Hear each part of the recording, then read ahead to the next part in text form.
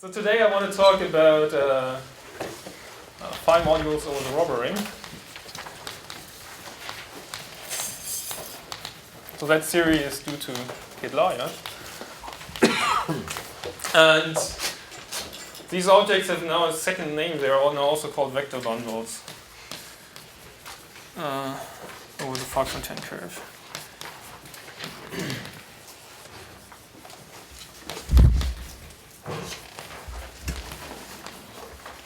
And you can guess it. This is due to Fock-Fontaine.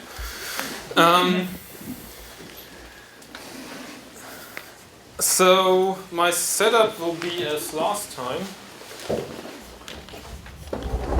Although strictly speaking, it would be better to just start off with something with a field and characteristic P, but in order not to change too many notations, let me stick to the notation from last time.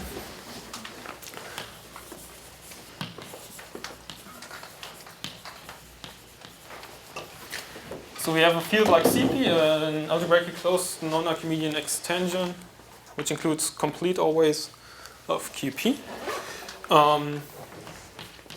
So it has its tilt C flat, which is an equal characteristic, and it's still algebraically closed and complete. It has some residue field, which I was denoting by little k. And then there you can take the ring of Witt vectors and invert P in there to get some discretely valued field.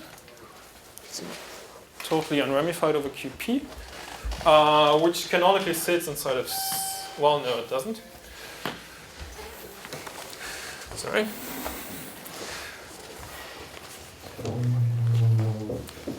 You can make it sit inside C, but the map is not canonical.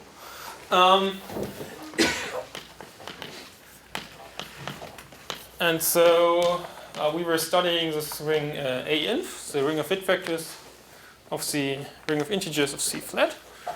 So let me again draw the picture. So what's the picture? Why is the map non-canonical? So the issue is that there is this rejection from OC mod P to K, and this map is split because K is perfect, but it's not canonically split. Why is it not uniquely split? Like perfect, yeah. Is it what base? No, I don't think it is canonically Yeah, split. the transcendent space. Yeah. The transcendent space is already.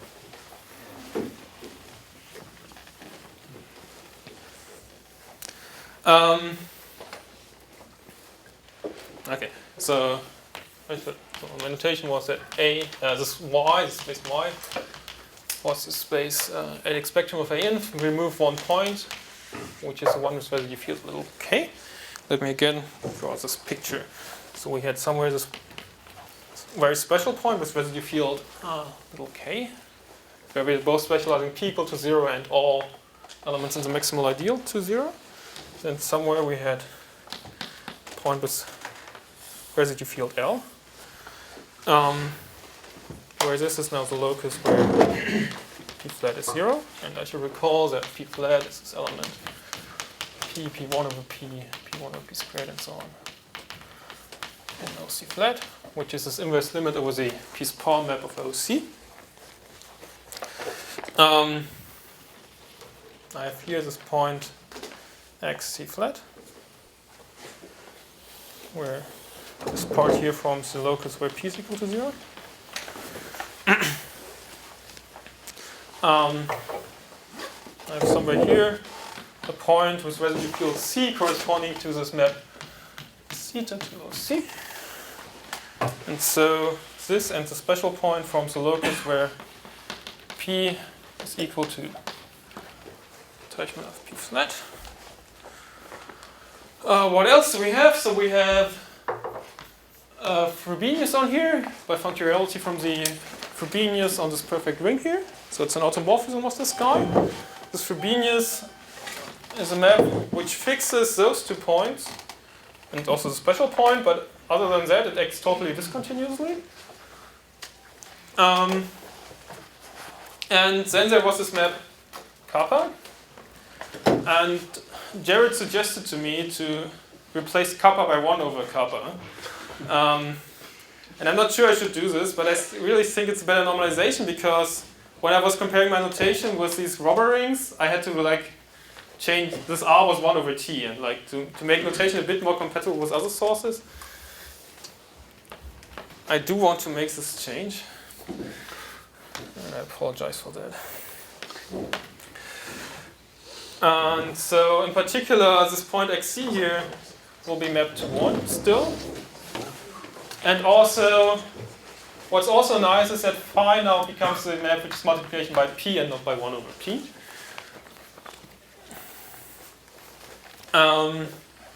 It's also nice because the space of where Stuka's lived, which was this part here, is now some of the complement of infinity, and it's usually much nicer to have infinity at the boundary of the space and in your space.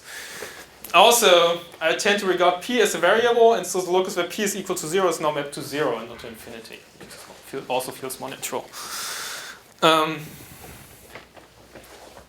Alright, so I think that's the picture. Great. So, Is this a two-dimensional ring? so this A-inf is a two-dimensional ring. So it's, yes, I think that's right. The curl dimension is 2. And you should regard it as being analogous to a complete two-dimensional local ring whose set of parameters is this P and this P flat. Except that now one direction is somehow infinitely ramified. It's not literally a dimension 2, is it? They're all right. Is it not? No, I think you can change the phi-modules of infinite length. Is that right? Maybe you... Yeah, I wouldn't make any bets on the correct curl dimension of this guy. So morally, it's a two-dimensional ring. No, idea of it, it's okay. Cloud for the topology. Okay. Chain of cloud, right? Yeah. I mean, would it actually be better if these were very close? I mean, I might imagine that this helps or no? I mean, it helps some things. It doesn't help with this question. It doesn't help, okay.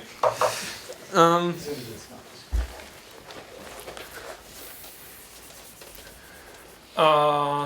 So in particular, very near this point XL, the space tends to look very ugly.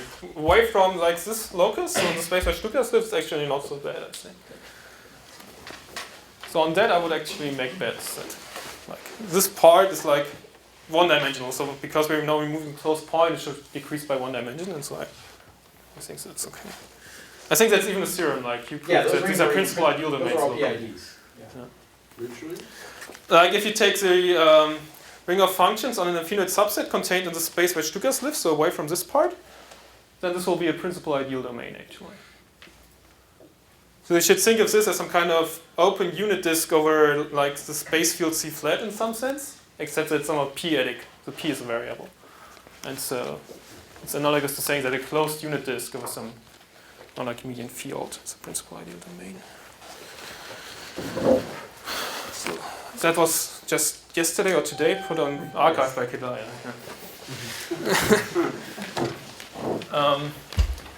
But I mean, it is already in his annals paper. No. That's for the rings.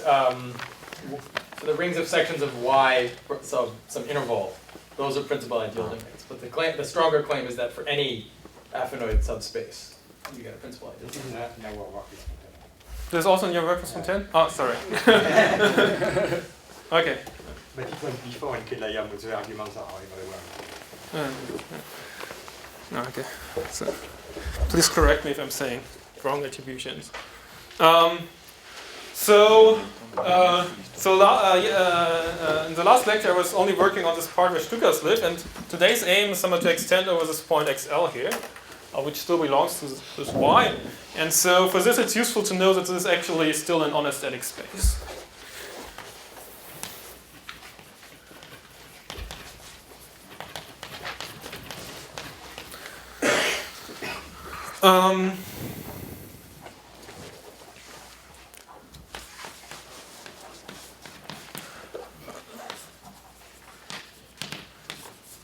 So we already know, now I have to change notation.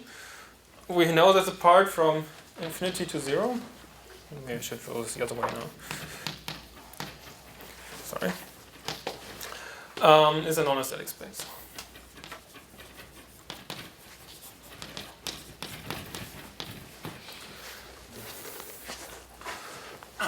That was last time. And so the same argument actually can be applied to the other word. It's the same argument. Let me explain this.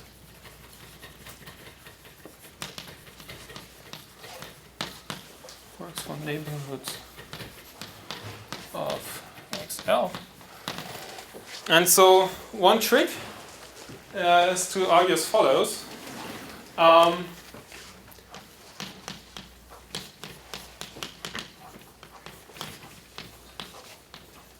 So let's look at this map.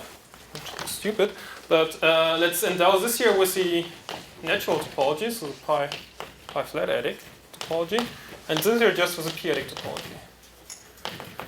So there is still a continuous map in this direction on rings, which induces a map of spectra this way. And so this actually induces an isomorphism on rational subsets of the form. Just taking A plus to do the whole ring in both cases? Yeah. So whenever I write just one ring here, I mean that the second thing is the power bound elements in here. So in particular, in the case where there's some usual adic ring, it's everything. Induce an isomorphism rational subset of the form phi flat of x to the r is less equal to p. R bigger than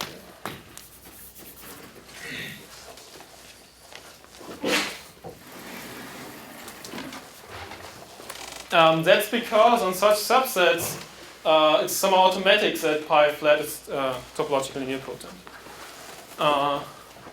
And so it's enough to show that these rational subsets are on-aesthetic spaces on this side. So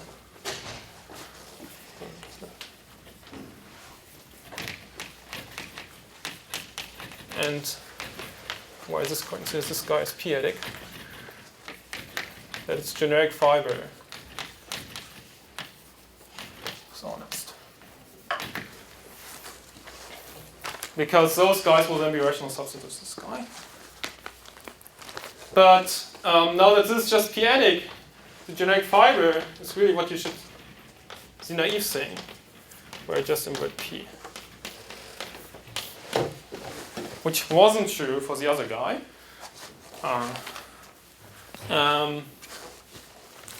But if you take this ring, then it's still pre-perfectoid, which implies Schiffi. Or which even implies stably uniform if you want.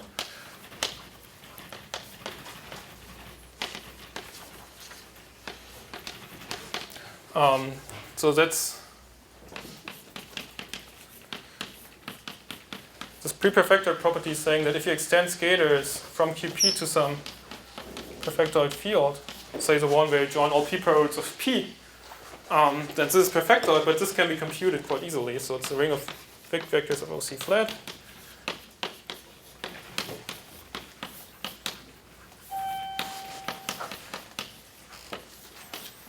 Then you invert p.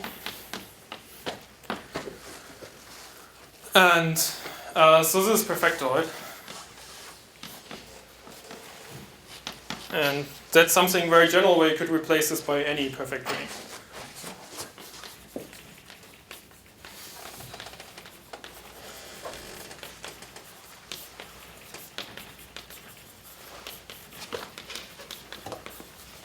Which is now considered discrete.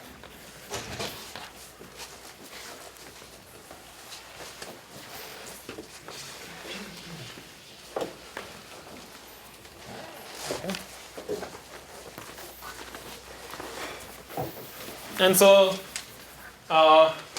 actually the same kind of argument can also be used to maybe streamline the argument from last time, where I can also consider this as p-flat adic, and then someone take a fire product where we invert pi And then I just have to show that the similar algebra here is perfectoid, which now is similar to. It's easier to write down.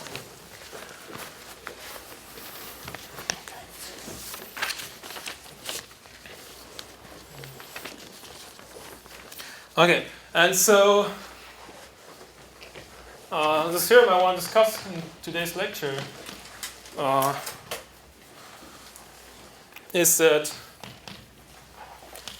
for r less than infinity, the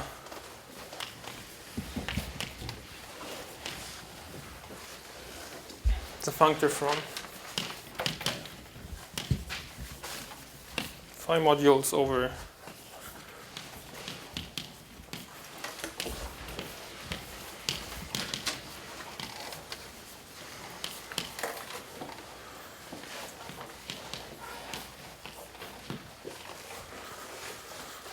R infinity is an equivalence.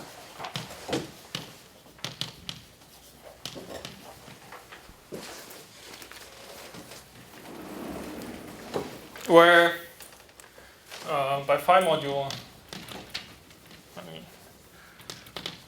as a E over such a guy, y R infinity, say, a vector bundle, plus an isomorphism, and the reason I have to write this is that it doesn't conform to my definition from last time. Isomorphism between the phi pullback of E and E, where this makes sense because phi is now mapped from yr infinity. So it maps it isomorphically to y pr infinity. Right, which sits inside. Infinity. I hope. Yeah. Yes, that's right. And so it makes sense to pull back something under this composite map here. Yeah. And so this does precisely the step 2 I announced in the last lecture.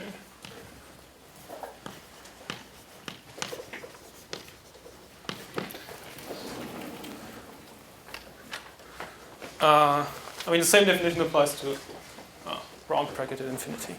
So it means that whenever I have something which lives over some neighborhood here, then I can extend over the puncture.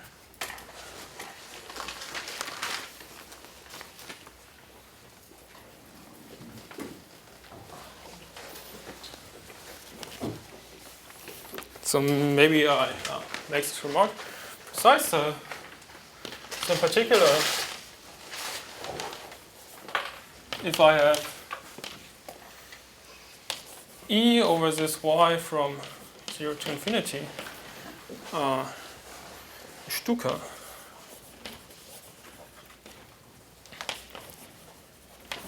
then for r less infinity, if r is sufficiently large, if you look at the Frobenius of E, it will be an isomorphism between phi upper star of E restricted to this part very near the boundary.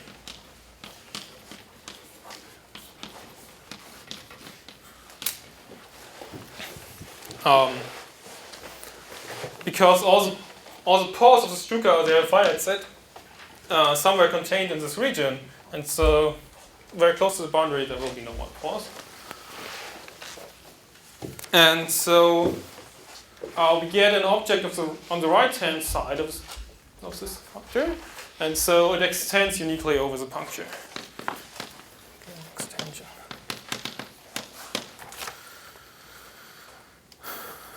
To phi-module.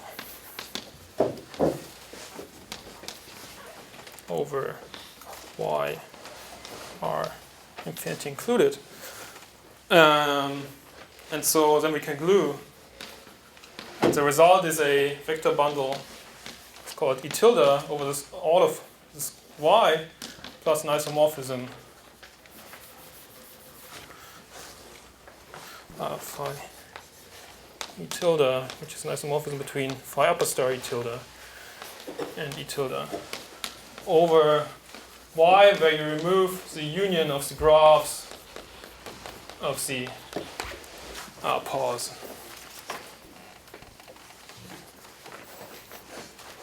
Peter, Yeah. so back here with this proposition, Yeah. I mean somehow, so you're proving it sort of honest near that point. I mean, Yeah, it honest doesn't is a mean kind of that. global condition. Well, it means that it's a covering by all the finite Right. You guys. sort of so. It doesn't mean that any affinite sub. I mean, what I proved doesn't prove that any affinite subset in here is on is sheafy. So what have you proved? Well, that those guys which, like those rational subsets I announced, say those are. But and so that's all Okay, I'm using. So I have like these open subsets here which are good, and those open subsets here which are good, and everything contained in them is good.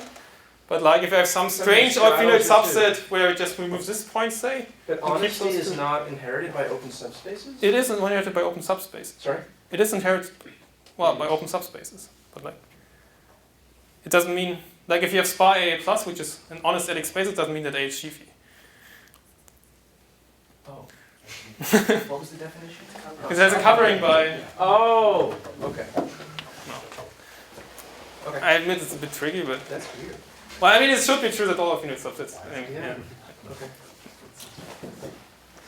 Anyway, I still can use Kelay's theorem that vector bundles on like all the finite subsets which I proved to be nice are really just finite projective modules, and some particular neighborhoods of this point say it's good. I mean, it's really just for finite subsets which contain both XL and XC flats that I don't know it. I don't think I ever want to consider them.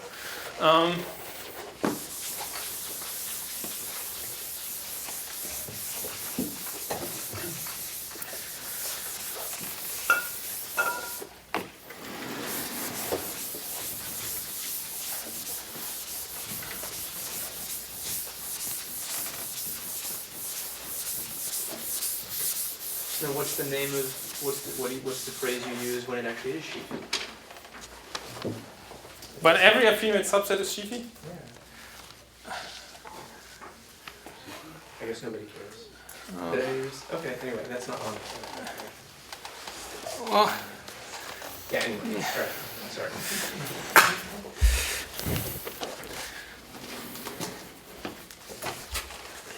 I think if you use Gabor Romero's words, and really you know that the adic spectrum, like of A inf on the nodes, like without any modification, is sheafy.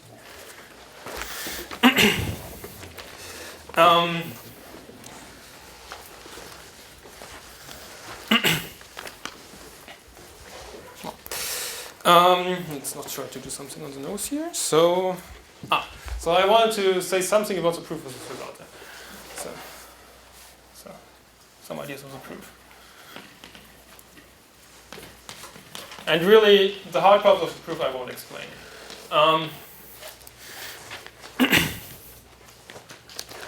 So what I can sort of explain is that it's fully phase-form.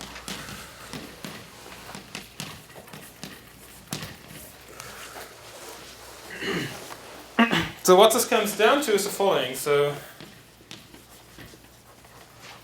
I mean, what you can do is you can replace, like the home between two such phi-modules is really like the phi-invariant sections of the tensor guy, and so you're reducing to an understanding phi-invariant sections of such guys.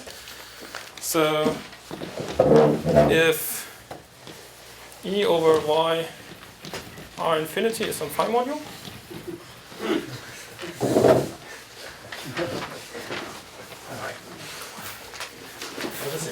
You don't write in the corner. yeah, sorry. Okay.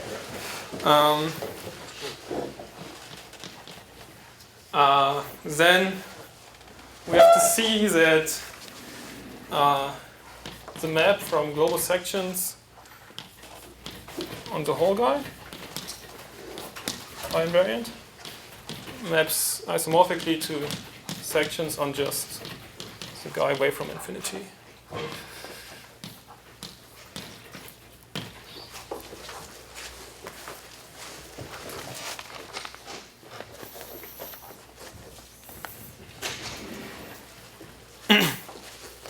Okay, so like if you localize E at the point XL, then I mean that's a local ring, so it's free there, and then it will be free in the neighborhood. And like I'm allowed to increase R, so I can certainly assume that E is free. And maybe it was free to start with anyway, but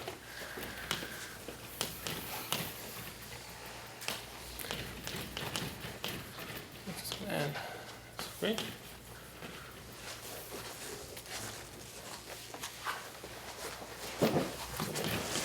So the argument I was giving is that E is free on the local ring at XL, and it's 1 over y r infinity for r prime sufficiently large. I'm going to replace r by r prime.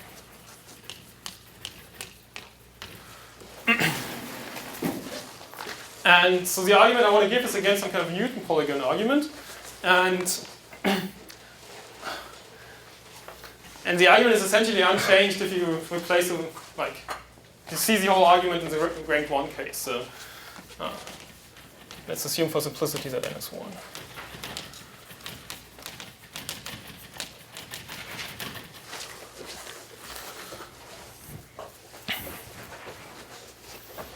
And so then phi is given, so phi of x is equal to some a times x, where a is now, a times, so phi of my module E, a times the abstract phi of x, where a is some invertible element in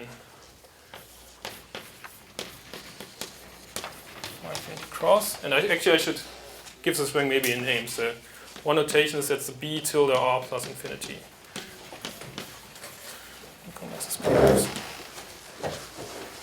And so to have this R infinity match with this R infinity, I chose to replace my kappa by 1 over kappa. Okay? And so let's take a function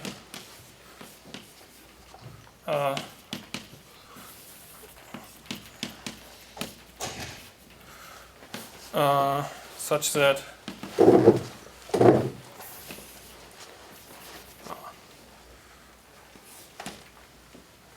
let's write it this way: A inverse times f is equal to phi f.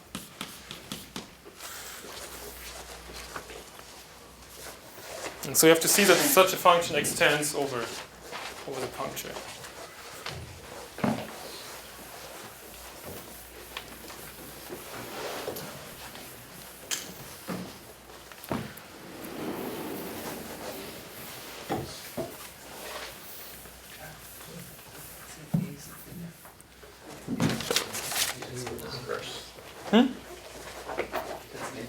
That's an inverse here.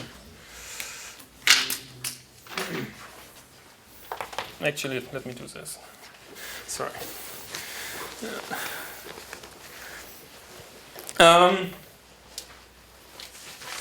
Okay, and so what is true is that f has a Newton polygon.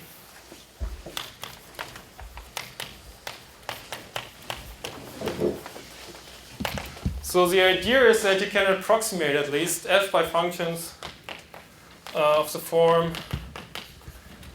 some ai times p to the I, where you allow positive and negative coefficients, where the ai's are in C flat, and they are subject to some convergence conditions.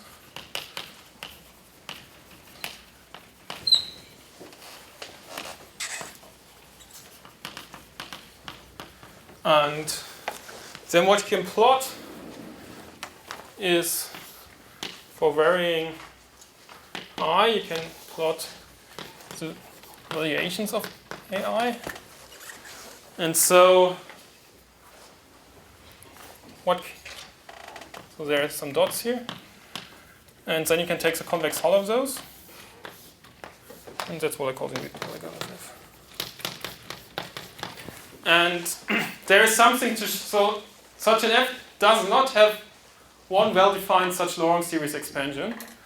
So you have to be a bit careful, but you can still show that the Newton polygon is well-defined, no matter how you approximate your f by such functions.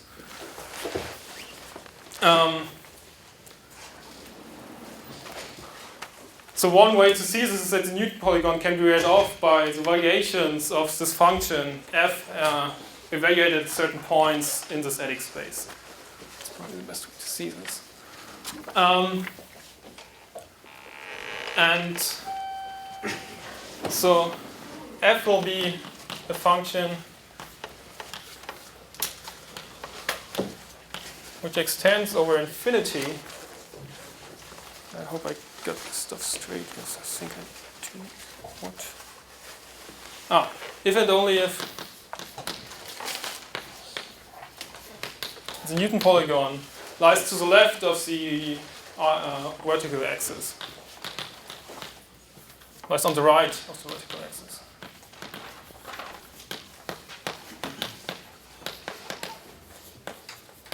And so the condition is that all these AIs are in OC flat. That's the condition which happens at this integral point, and so that we can sit here to the right of this axis. And actually also this is a small argument. It's characterization of extension.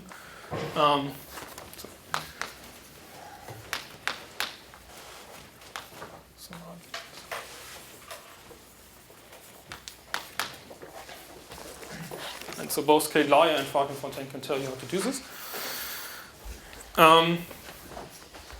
And so, on the other hand, we have this equation there. So in particular, the Newton polygon of phi of f has to be the same thing as a Newton polygon of AF. Now in general, there's like an inequality for what the Newton polygon of a product is, and it's saying that it is at least,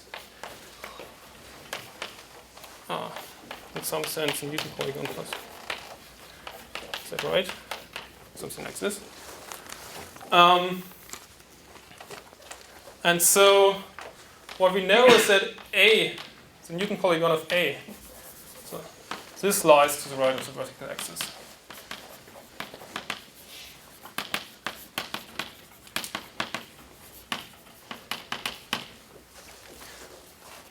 On the other hand, what does this look like?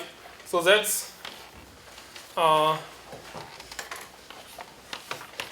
the same as Newton polygon of f, except scaled by a factor of p. This inequality means that all the values over the whole real axis are... No, this means, so yeah.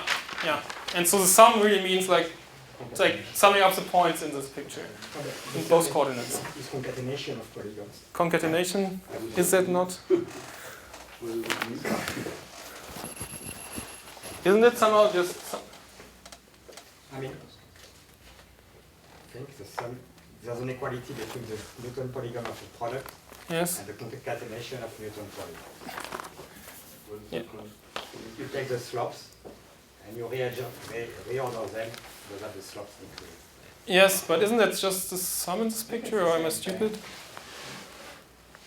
I'm just going through some duality for conversations. The Legendre transform of the Newton polygon of a product is the sum. Yeah, maybe it's not the Newton polygon, it's the Legendre transform in your world. I'm not, because you inverse the axis. Yeah. Okay, so I think in my picture it's really just the sum, but... Okay. Yeah, this is also like, okay, I'm sorry. Like, there are many conventions on what the Newton polygon really is, and I'm not following Fark's convention. Why are the axes like that? Like, because I'm imagining I have like this, if you imagine such a sum, I would like, that's the way I would like draw. You want the ANF to be concentrated in the upper right, in the first quadrant. So like functions whose Newton polygon is in here, they lie in AN. Functions which lie in this part here, in the first quadrant, they are in AN. And then if you invert p, say, you'll allow stuff which goes to here, and if you invert pi flag, you'll allow stuff which goes to here. But transposing the axes, I don't think changes that. Yeah, but it's the picture. Yeah, you can, like, Is that picture over there? Okay. Oh, you want it consistent with this picture? Is it consistent with that picture? It is sort of consistent with that picture, yeah. Whoa!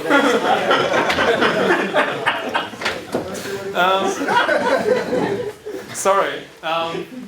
Back to mathematics. So So this is the same as Newton polygon of f, except that somehow if you apply phi, you raise all these AIs to the p's power, which means that the valuation gets scaled by p. So you have to scale this by p on the valuation axis.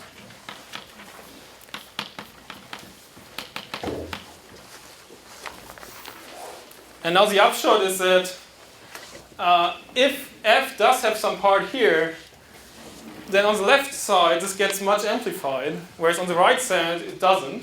So it even only gets added something which is to the right of this axis, and so doing the inequalities you get that. So goes to the left.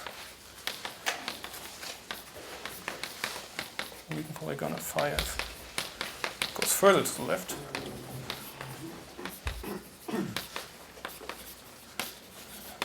And this becomes a contradiction. Okay.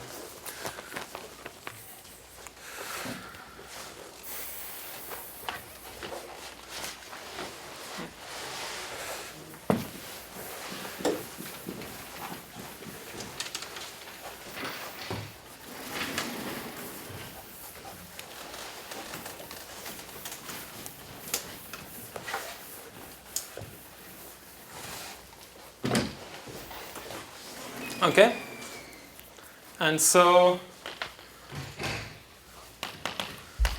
the hard part is to show it's essentially surjective. And here the strategy is to classify all phi-modules over, say, this ring I was considering, with this space, yr infinity, and show that they extend.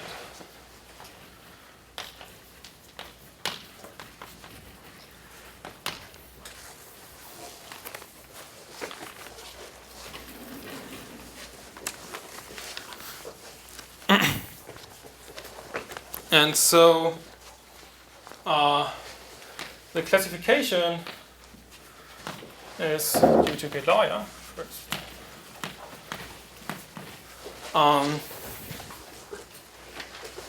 And so I will give many different models for what these phi-modules here are in a second. But let me state it in this setup first. So if I have E over Y R infinity be a phi-module.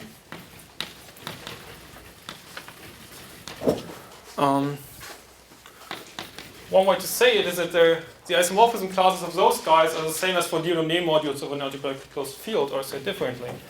Because then there exists a Dieudonné module.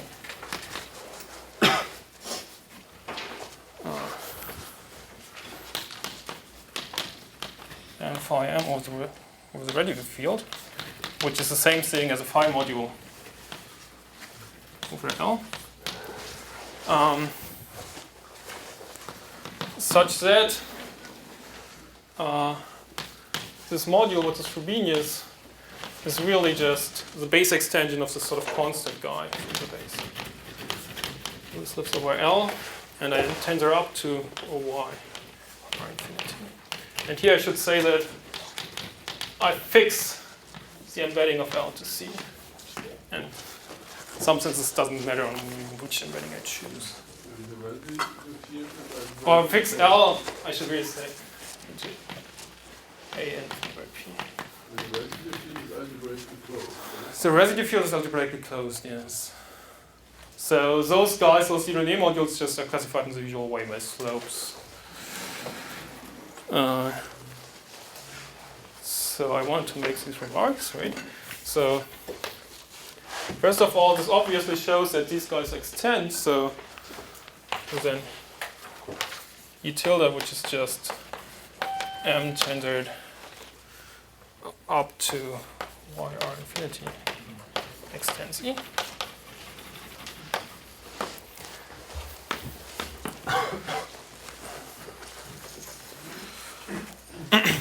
And secondly, there is this Dieudonné-Maugny classification.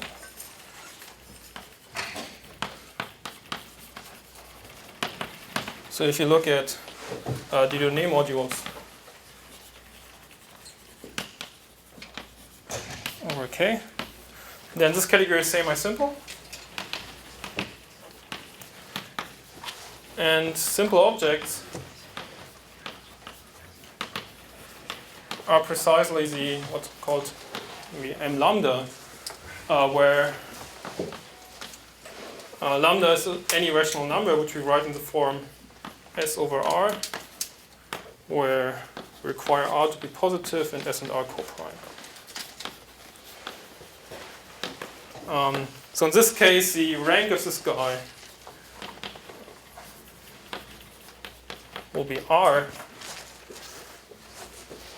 And so one way to write the Frobenius is that it is the matrix with zeros on the main diagonal, ones just above the diagonal, and then a p to the s, I suppose, down here.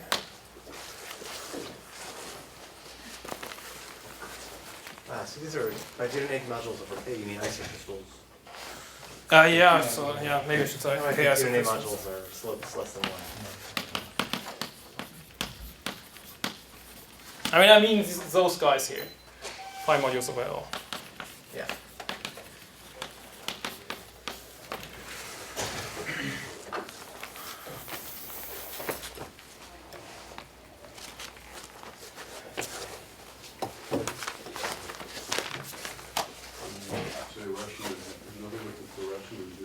Yeah, it's rational. So we're here on the part where p is inverted, so we're only caring about rational need only one else.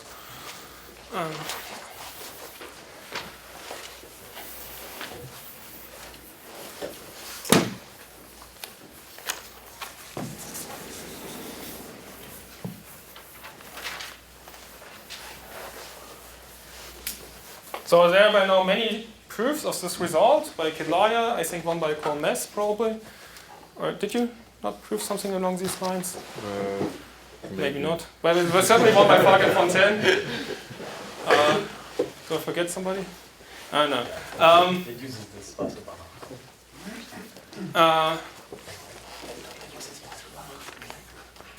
but all of them are hard, and I don't want to go into them.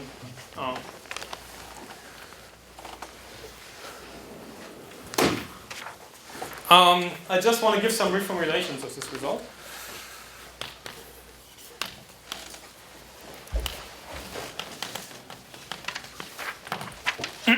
Because in some sense, I'm considering here a situation which is at least opposite to the situation that Kedlaya considers, if you think geometrically on this picture. And so I want to at least tell you why this is not an issue. So if you have, we have the following equivalence of categories. If you have phi-modules over this part, which is very close to this puncture at infinity, then those all extend uniquely to phi-modules over this whole part from 0 to infinity. That's this Frobenius pullback trick that I also used last time.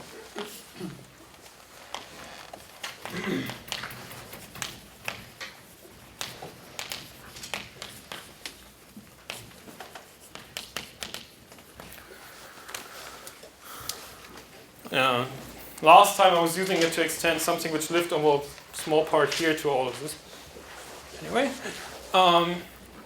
and then you can also restrict to the complementary part, phi-modules over R, where now R here is supposed to be small. So here R is large. Here I would think of R as small.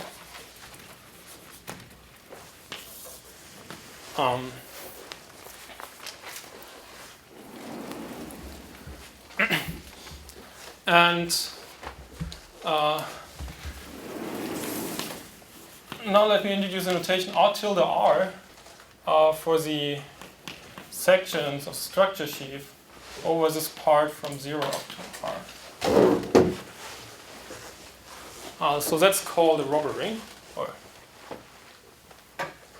what's the precise name for it? That's not the robber ring, that's a... I have a notation for it, I don't know. Okay.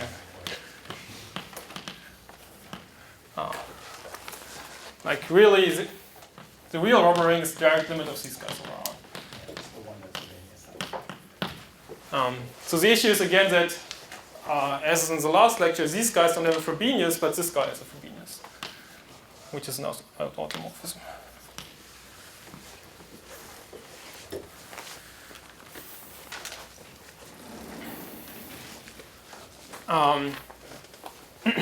And so this guy is not a phenoid, so I can't formally say that phi-modules over here correspond to finite projective modules plus some Frobenius structure. But it turns out to still be true in this case. But I mean, this is some kind of Stein space.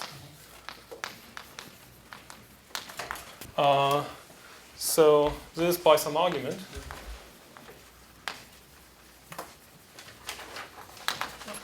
It's the same thing as suitable sense phi-modules over R tilde R, which are then again by the same spreading out arguments, the same thing as phi-modules. Oh, what's this? Well, I probably haven't precisely defined what this means, but you know what this means.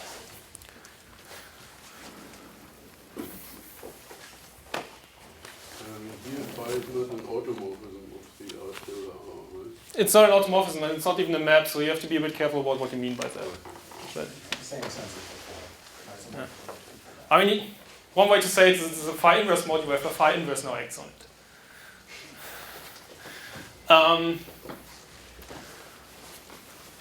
And so this is the category that Kedlai was originally considering, which is now some stuff which lives very, very close to this point, and even so close that functions on it, there's no prescribed annulus on which all functions on it converge. Each of them converges on some small function, but it's indeterminate. And so this also means that, like, if you consider global sections on some such Stein space, the result would be some kind of Fréchet algebra, topologically, and so this guy here would be some in-Fréchet guy. So topology is also quite involved.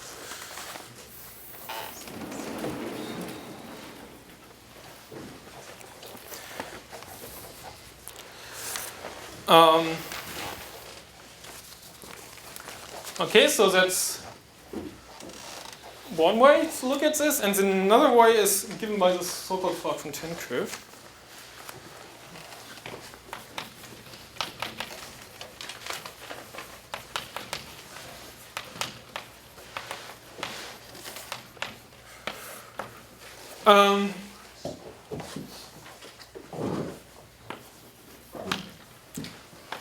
It's x phi Fontaine. So we can quite easily define this now. So you take this y where you remove both of these boundary points, and so then phi acts totally discontinuously on this space. And so it makes sense to just quotient it by the action phi to the z. So let's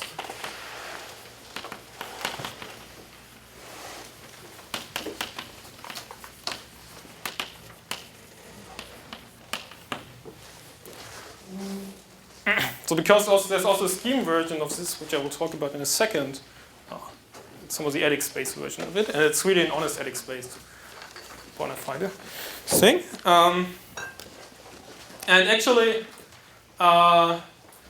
Kedlai in the same paper I was mentioning, which appeared on Archive today, I think, shows that this is actually a strong Euclidean adic space. So.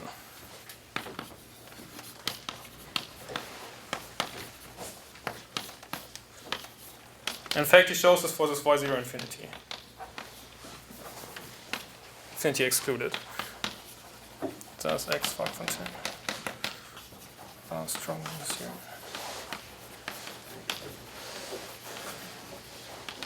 Meaning, covered each affinoid subset is the adic spectrum of some strong Euclidean shade ring. So you can even talk about coherent sheaves on these guys.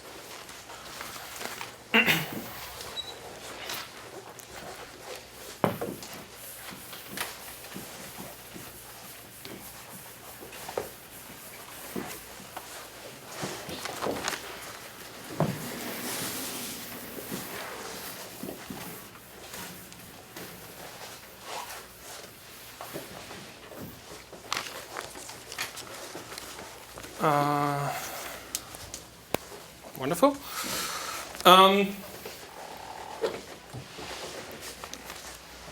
And so, what is now also formal is that if you look at this one term which appeared in this series of equivalences up there, so if you consider phi modules over this part, then this phi action is precisely the same thing as the descent datum for this covering down to the Fock-Fontaine curve. So that's precisely a vector bundle.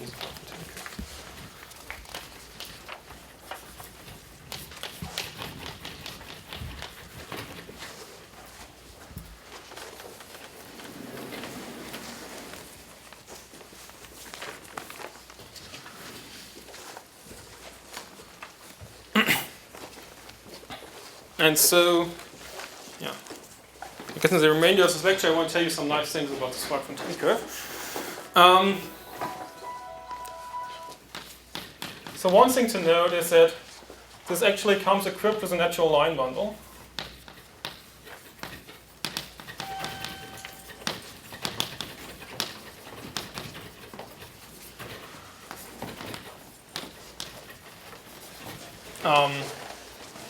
What is this line bundle? To tell you a line bundle, I have to tell you a rank 1 phi module. This corresponds to just a structure sheaf where phi on a basis is equal to. And now somebody has to tell me whether it's P or P inverse. P inverse. P inverse, thank you.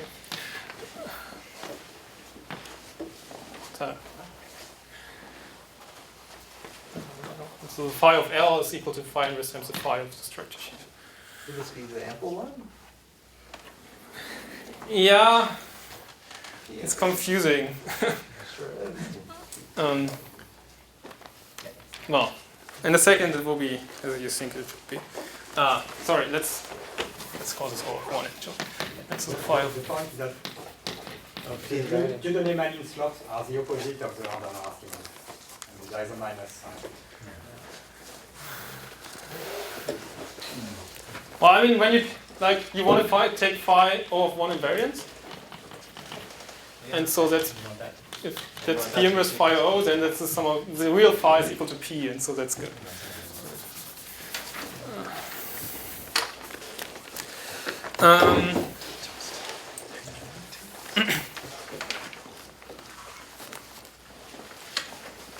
Okay, and so the idea is that O of 1 should be ample.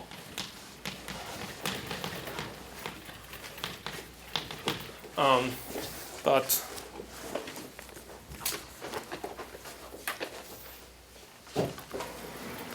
it's not so clear what this really is supposed to mean, because there is certainly not an embedding of this guy into any projective space. So what happens is that this guy really just lives over QP, but all the residue fields, they will be algebraically closed extensions like C. So it's certainly not a finite type.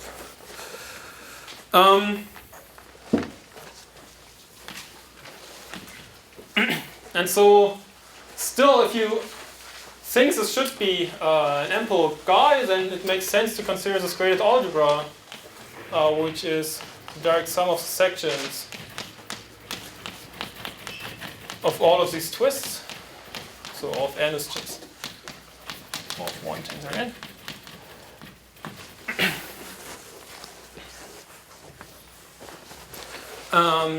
So what is this?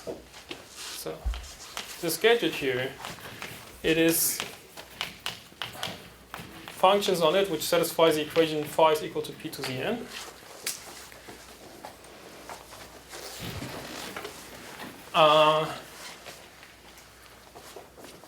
And so you can actually use these series of equivalences. So I mean, no, sorry, yeah. So the series of equivalences tells you that it's the same thing as functions just on some part from R to infinity satisfy this. And then by the Fourier faithfulness already established. Well, sort of. It's also the sections on which extend over the puncture, if I think to p to the n. Where now this has the convenient feature of being some affinoid subset. So this is really just this b tilde r plus infinity.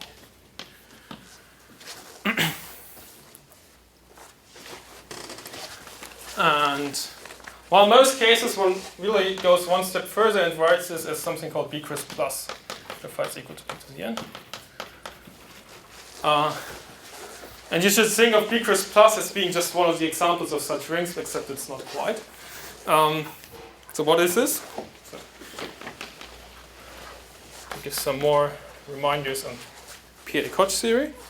So first you define some ring called a-cris. So that's somehow a ring which will naturally appear if you consider some crystalline cohomology groups for schemes of the sky OC. So one definition is that it's a p-adic completion of the PD thickening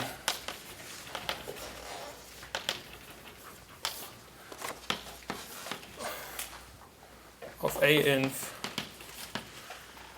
which surjects into OC. So concretely this means that you join elements xi to the n over n factorial where xi was this element p minus p flat. And then p-adic complete again. And it's not obvious but true that this is still a p-torsion free ring, by the way. So that's p-torsion free. So that actually needs a small computation. So a priori, there are two ways you could adjoin them. Like either you somehow adjoin them as a subalgebra of A-inf invert P, or you can somehow, there's this formal version of PD thickening where you just adjoin elements which should be these elements and satisfy all obvious relations. And what I'm saying is that those two procedures actually give the same result. B-cris plus is then A-cris invert P. And so why am I saying that this should be thought of as one of these examples? The reason is that what is xi to the n over n factorial? Well, the essentially new thing that you have to adjoin is doesn't depend on the p but only on the pi flat. So it's adjoining them is the same thing as adjoining these elements.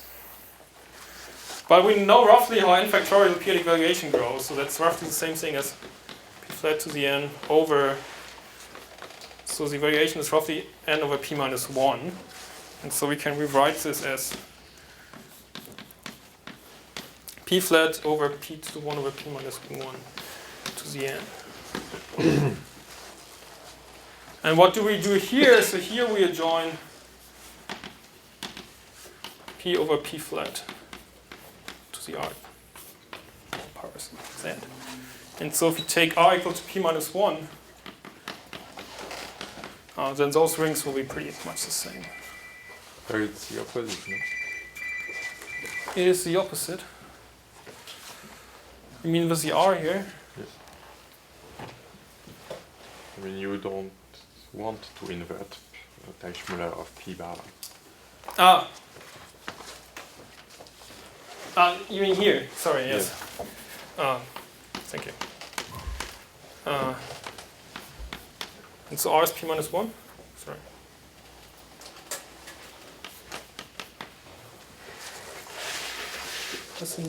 Or it should be 1 over p minus 1? I don't know. Never know. Maybe I have some normalization wrong here. So.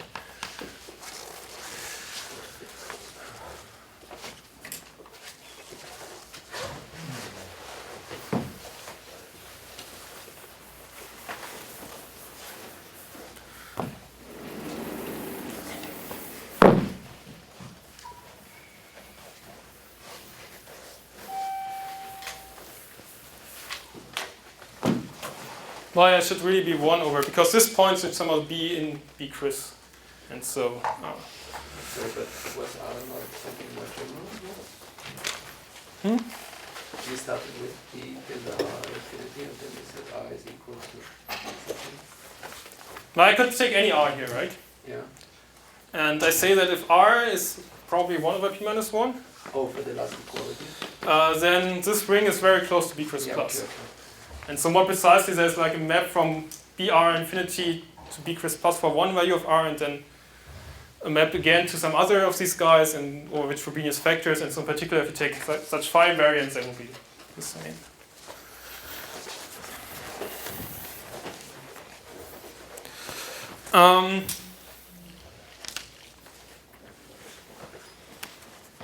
It also means that whenever you use some B-Cris plus in one of these p-adic comparison isomorphisms, and you're only interested in rational statements, then it doesn't matter whether you replace it by one of those other guys. Because you're always taking then some phi invariance.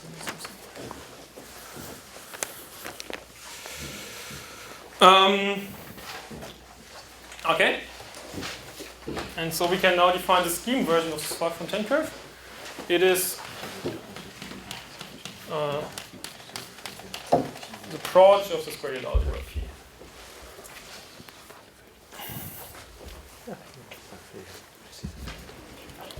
And because there is this map, for example, from B-Cris plus to C, still, This is one-dimensional. this is one-dimensional. But I mean, that's the usual thing. Like if you have a two-dimensional regular local ring or so, and you remove the closed points, and the rest behaves like a one-dimensional thing. Yeah, I mean, the classical situation. The classical situation, but really also in this situation. I mean, I was already saying that as soon as you like take this part away, it behaves as one-dimensional. Like this result that this is locally a principal ideal domain. I see. So this has nothing to do with prime ideal being closed or not. No. I mean, in this part, prime ideals are very nice. They're close and so on. The fact that this one is one-dimensional in the proof, I mean, you cannot... Yeah, and that this is one-dimensional is yet different because, I mean, the algebras appearing are not like these algebras appearing here are the finite subsets. They're different. It's like if you have the projective line over some field and then you take the functions together some polynomial rings, but if you would look at the associated adic space or so, then it would be convergent for series. And it's not clear how that one ring is well behaved implies that the other ring is well behaved.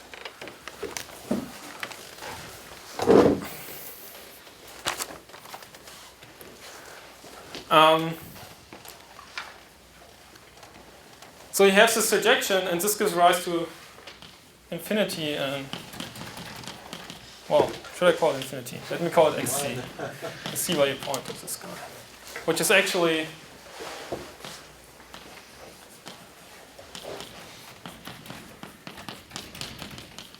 like if you only consider the like the prime ideal corresponding to it, then like the point of the scheme, then it has residue field. Let's see.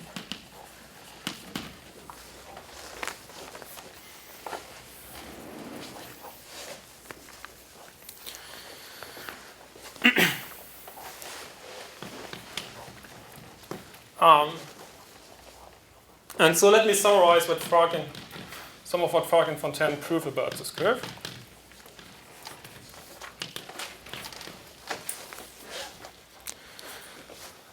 So it only lives over QP, that's the base field.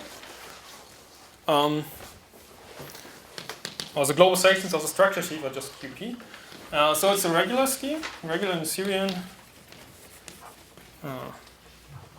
scheme of full dimension 1.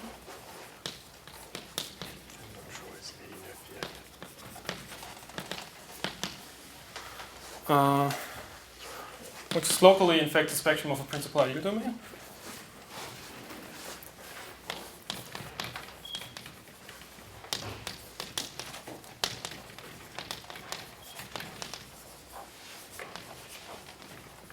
In fact, we can be more precise.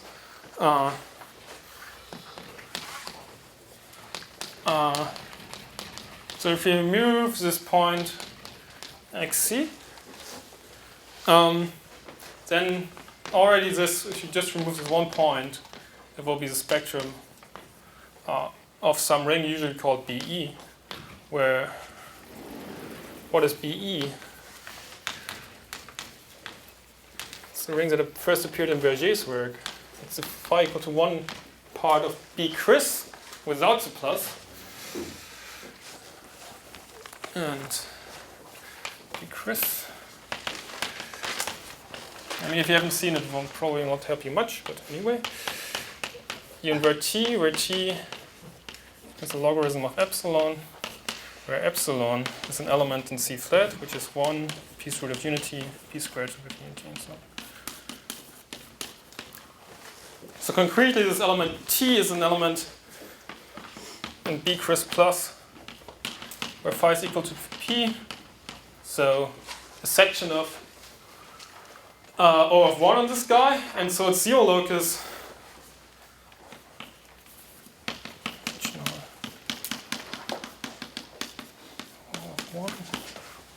with zero locus. This point xc. So if you consider it as a function on this picture here, it will vanish precisely at all the integral iterates on the Frobenius of this point xc. Oops, okay. I didn't yet say what this is about. So this is a principle where BE is a principal ideal.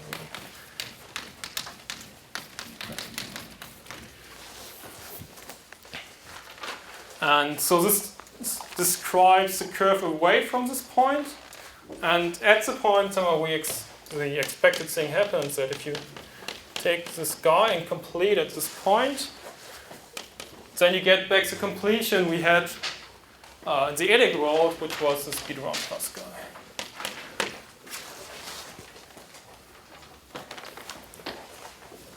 And so this means that to give a vector bundle on the scheme version is the same as to give a free module over this guy, and an isomorphism between their extensions to be the RAM, which is the notion of a B pair of Berger.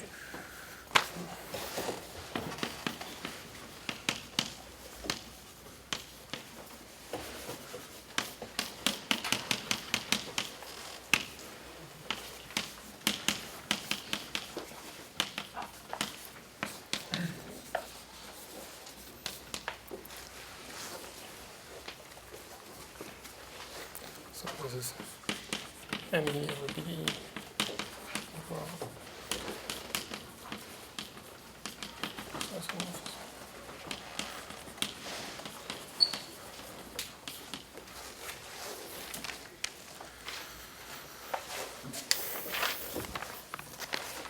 So there are really many equivalent ways of describing this category.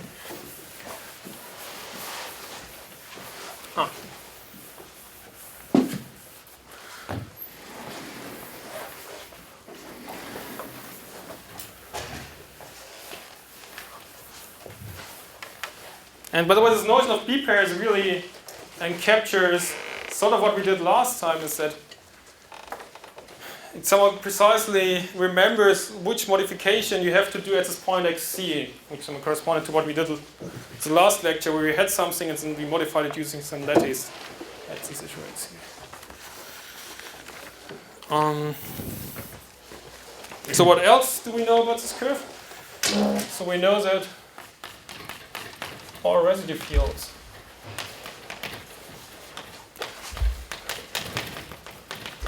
are complete algebraically closed. Well, it's automatic. Let's call them C prime over QP, such that in fact their tildes are isomorphic.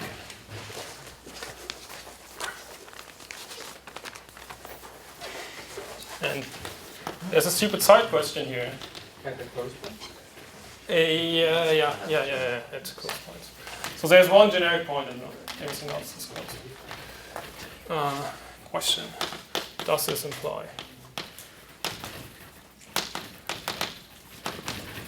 C prime is equal to C, for example?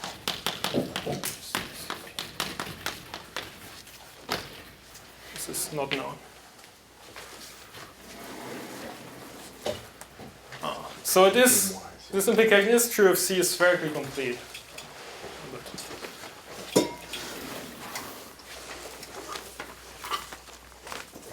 And in fact, one can say that untils of C are by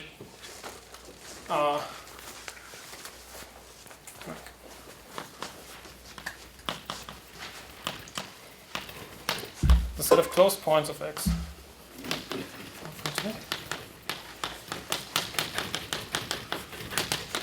Set of untils C flat mod Frobenius.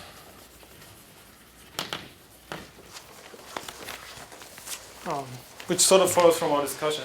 Untilts and characteristics. Yeah, 2 characteristics here.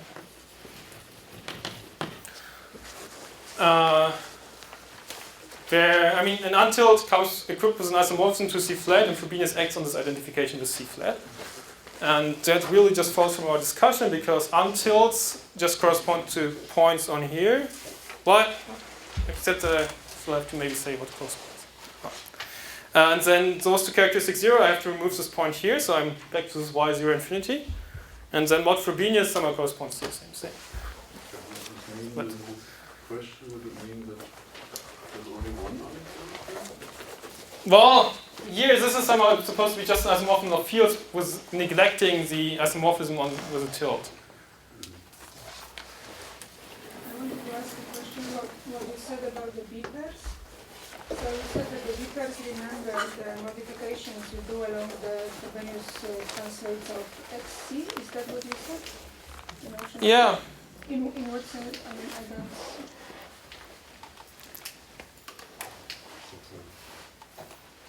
Well, in the sense that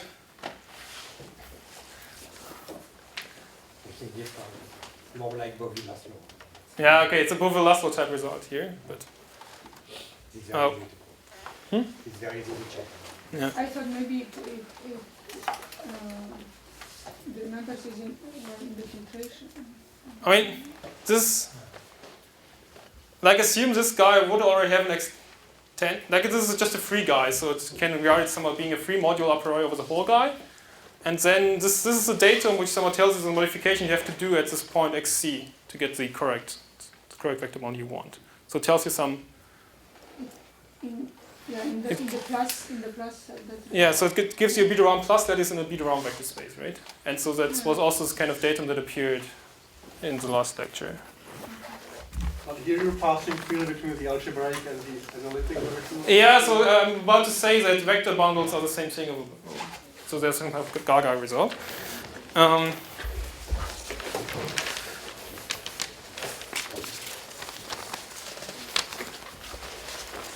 Like in all these things, there are many details to check, which I'm glossing over, and I apologize for that.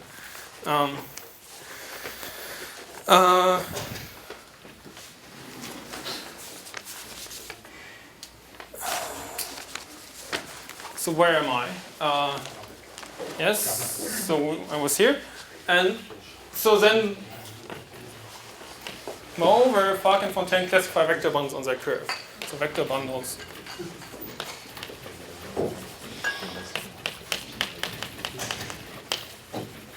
Have it due to the Riemannian classification. I mean, precisely the same as in K-Dye, I assume.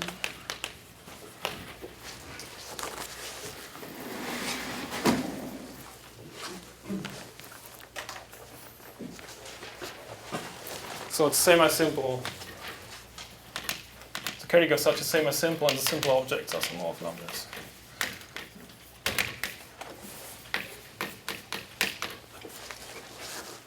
Which you can define as, it takes a direct sum over n greater or equal to 0 of p cross plus tensored with this due to name module m lambda. Take phi equal to 1. Takes the associated module. So that's a graded module over the graded algebra P, and then you can take an associated vector bundle. Again, there's something to check so to get a vector bundle. Where is n? M lambda was this due to name module. It's minus lambda. Thank you.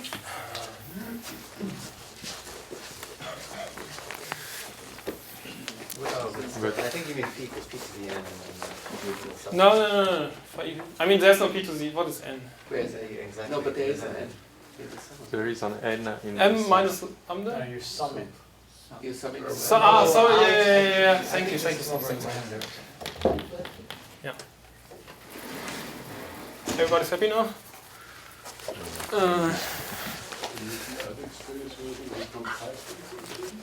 Both of these are compact in some sense. Well, for a scheme, it's somewhat hard to. Well, actually, probably your scheme does satisfy the variative criterion of properness, no? I think so, yes. Okay. It satisfies, but I'm not sure. I never checked it. Okay. So I would very much expect that this scheme satisfies the variative criterion of properness. And another way to see that it should be sort of compact is that you can, if you have a regular function on it, then you can sum up you can form the divisor, and then it can sum up how many zeros and poles there are, and the result will always be 0. So actually, the Picard group of this. It's quasi-compact, partially compact. And also the p-adic space version is also quasi-compact and partially proper. So it also is quasi-compact. That's one good thing, and partially proper means also satisfying the variative criterion of properness in the p-adic world. So in the p-adic world, I know this for sure. And maybe you should put an exclamation mark after p-id. So this came as a surprise to everybody, I guess. Yeah. And nothing to answer to my question. The best way to see it's compact is that the global section of the vector bundle is finite dimensional in the sense of PR. Okay, I will talk about this later. So yeah, what are these global sections? So in particular, it means that the Picard group of this curve is just the integers. Because such a guy will be rank 1 only if lambda is an integer. And so we can compute the global sections. They are just this b plus plus.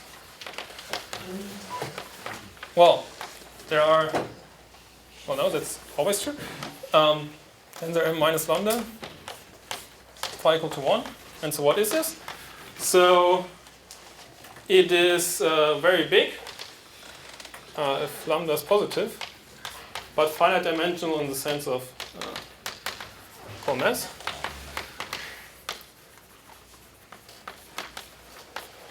So the thing is that both C and QP are regarded as being finite dimensional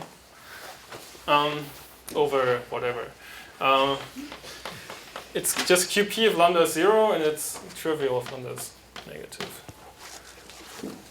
And so, for example, if lambda is 1, you have the following short exact sequence. You have an embedding of C, in fact C times T into the H naught of O of 1.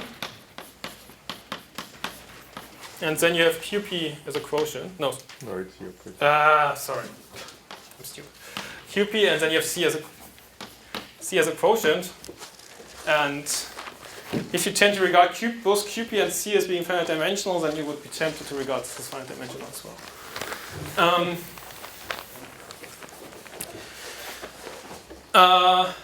Okay, so that's good. You can also compute the H1. And I guess I only want to say that the H1 of lambda is 0 if lambda is non-negative.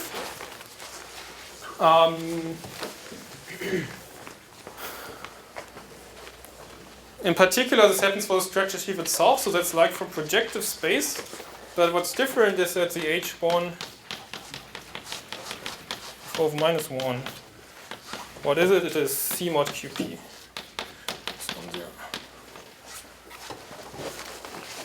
That's different from projective space. And the issue really is here that the residue field at a point is different from the constants.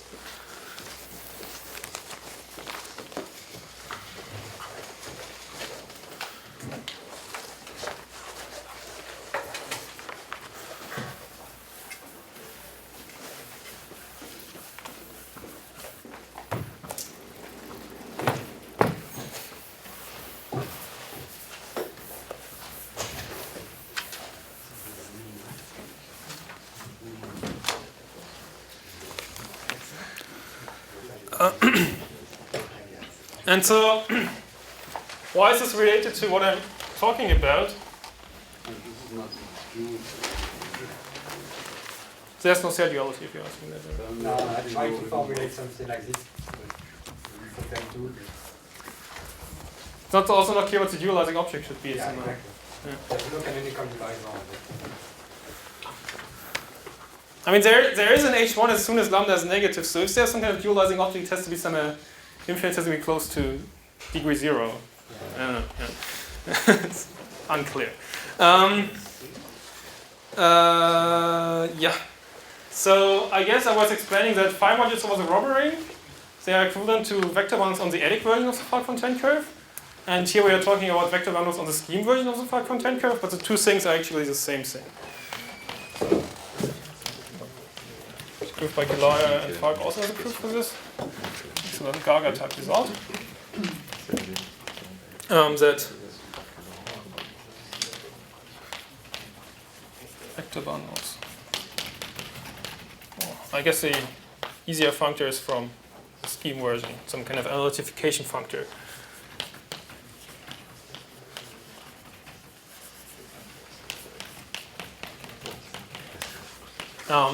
One way to see this is that it's easy to see it's fully faithful, and then again you can apply to Gillier's classification here to see that it's essentially surjective, but that's probably cheating if we want to prove this result, and so there are also independent proofs that you can check this directly without using the classification already.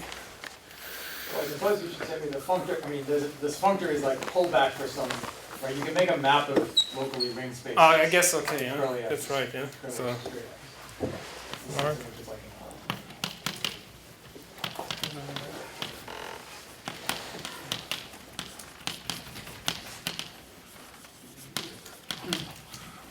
Spaces from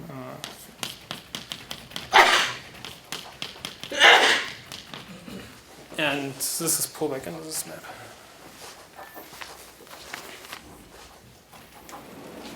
Maybe one more remark is that now that we know that the right side, the curly x is strongly Noetherian, this should be true for coherent sheaves too. Uh-huh.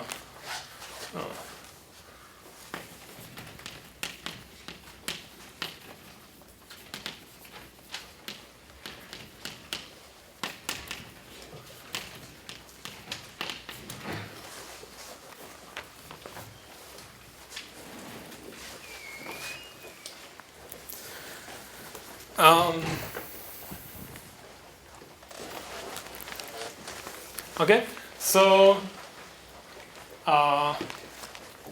that's probably all I want to say about these structures for now, but I will later need one more interesting result about this Falk-Fontaine curve, namely the following theorem.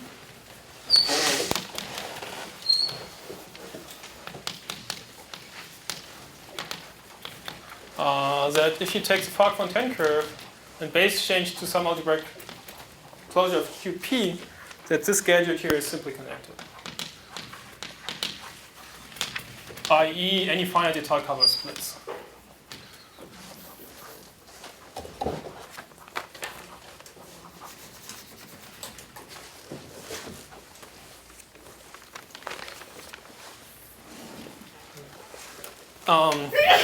So that's actually not so hard to prove.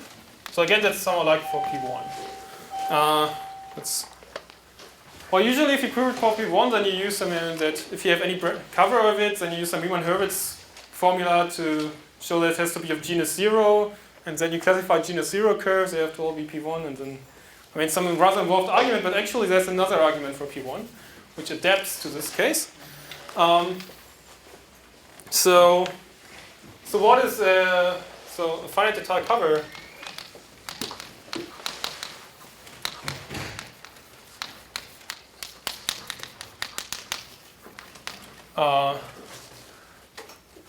Let me say it differently. So to show is that finite étale QP algebras map isomorphically to finite étale y over this far.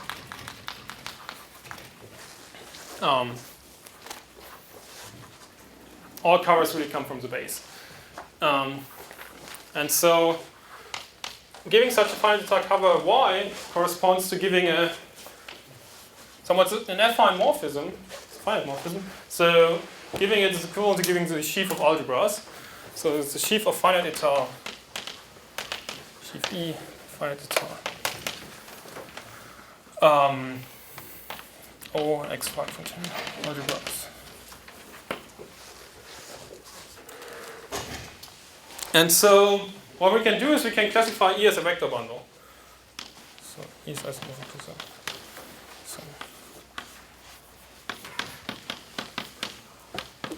of some simple objects O lambda I. And so let lambda be the largest. This is lambda I.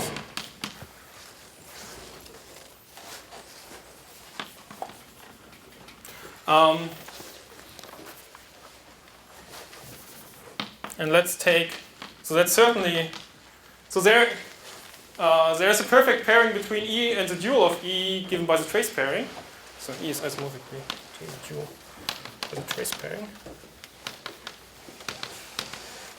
Which means that some of the average of the lambda i's in particular 0, because the lambda i's is stable under. If lambda i's occurs and also minus lambda I occurs.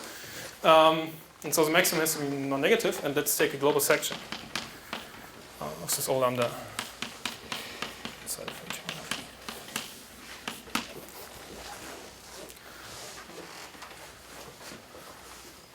And I claim that f squared is 0.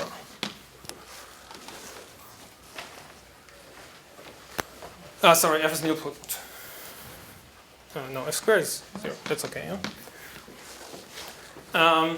Why is that? So we have a map, multiplication is a map from O lambda tensor O lambda back to E. Well, mapping to E tensor E and then multiplication to E.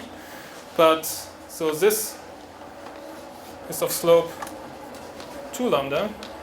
This is of slopes, sorry. If lambda is positive, sorry. This is of slope less or equal to lambda. And because there are no global sections of vector bundles of negative slope, it means that there are no homomorphisms from vector bundle of large slope to vector bundle of smaller slope. And so this has to be 0.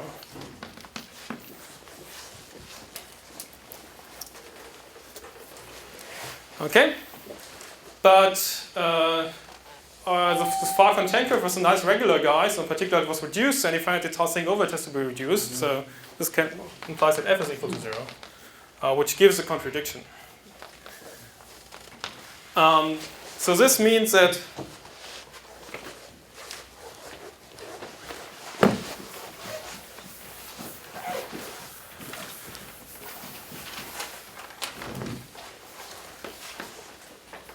lambda is equal to 0, which then implies that all lambda I are equal to 0. They are all less or equal to 0, but again, by this duality, they have also to be 0. And so this implies that E is actually trivial.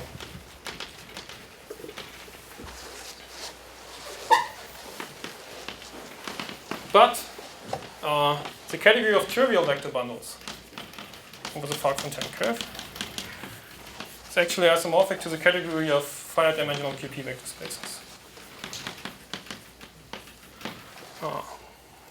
E sending mapping to its global sections.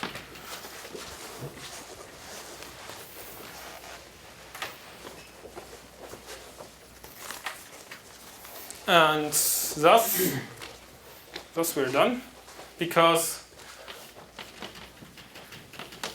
a genode of E will become a finite état Q algebra, which pulls back to this E.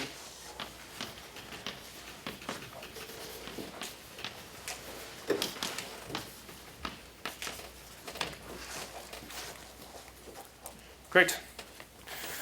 Now, if you wanted to adapt this to the usual zero, I mean, somehow you're using as input knowledge about the homology of various sheaves on the curve.